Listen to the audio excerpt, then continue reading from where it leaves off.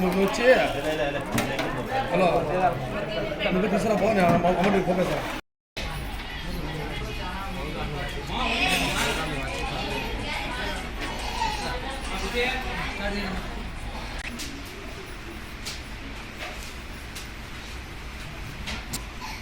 ఈరోజు ఇక్కడికి వచ్చినటువంటి వివిధ ప్రాంతాల నుంచి వచ్చిన తర్వాత మీడియా మిత్రులకు మా సిబ్బందికి అందరికీ నా యొక్క నమస్కారాలు. ఈరోజు ఎంతో శుభదినం, పవిత్ర రంజాన్ మాసం. ఈ మాసంలో మామూలు దాన ధర్మాలు చేయడం కానీ ఏదైనా పుణ్యకార్యాలు చేస్తే పుణ్యం వస్తుందనేది ఒక నానుడి.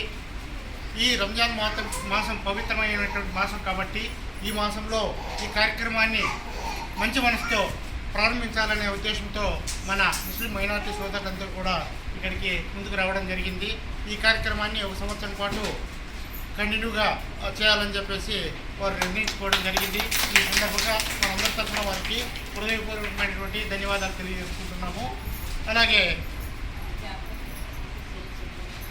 హిందూ ముస్లిం బాయ్ బాయ్ అంటూ మనకు మన హిందువులు ముస్లింలు అనే తేడా లేకుండా ఈరోజు మనందరికీ కూడా భోజనానికి ముందు ఏర్పాటు చేయడానికి ముందుకు వచ్చినటువంటి ప్రతి ఒక్కరికి కూడా పేరు పేరున నా యొక్క హృదయపూర్వకమైనటువంటి కృతజ్ఞతలు తెలియజేసుకుంటున్నాను.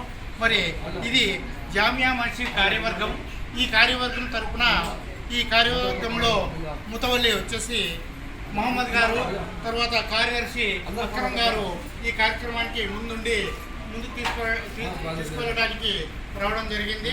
మరి అదేవిధంగా ఈ కార్యవర్గంలో మిగతా సభ్యులైనటువంటి అక్రమ్ షాషా గారు, బంగారు షాపు యజమానిటువంటి షాషా గారు, తర్వాత టీడీ బాబా గారు, మనకు సుపరిచితులు టీడీ బాబా అన్న గారు, తర్వాత అదేవిధంగా వాజిద్ బాషా, తర్వాత అన్సరు, వెల్డింగ్ షాప్ వచ్చేసి షేక్ షా వలి, త్యాగి, మాబు, బాబా. ఇక్కడ బాబా గురించి కూడా ఒక మాట చెప్పుకోవాలి. Big TV reporter. Big TV reporter ఎప్పుడు కూడా మన ఆరోగ్య కేంద్రానికి ఎప్పుడు తన యొక్క అండదండలు ఎప్పుడు కూడా ఆయన మనకు అందజేస్తున్నాడు. ఈ కార్యక్రమం కూడా ఇన్స్పైర్ అయ్యి నేను ఏదో ఒకటి చేస్తాను సార్, నా తరఫున కూడా మా పెద్దలందరినీ కలిపి మాట్లాడి మీకు ఈ కార్యక్రమాన్ని ఏర్పాటు చేయడానికి వస్తానని చెప్పేసి ఆయన కూడా ఈ కార్యక్రమంలో పాల్పంచుకుంటున్నందుకు ఆయన కూడా మనందరి తరఫున హృదయపూర్వకమైనటువంటి కృతజ్ఞతలు తెలియజేసుకుంటున్నాను. విజయవంతంగా పూర్తి కావాలని చెప్పేసి ఆశిస్తూ అల్లా ఈ మన ముస్లిం మైనారిటీ సోదరులందరికీ కూడా ఆయురారోగ్యాలు ప్రసాదించాలని చెప్పేసి కోరుకుంటూ ఈ అల్లా దయ వీళ్ళందరిపై ఉండాలని చెప్పేసి కోరుకుంటూ మరి ఈ అదేవిధంగా ఈ సందర్భంలో రంజాన్ సందర్భంలో గర్భవతులు కూడా ఉపవాసం ఉంటున్నారు. మరి వారికి కూడా వారి కడుపులో బిడ్డ కూడా ఉపవాసం ఉన్నట్లే లెక్క. మరి అల్లా వారి పైన ఎప్పుడూ దయ చూపిస్తాడని చెప్పేసి తెలియజేసుకుంటూ మరి ఈ కార్యక్రమం వారి చేతుల మీదుగా ప్రారంభించవలసిందిగా కోరుకుంటున్నాను.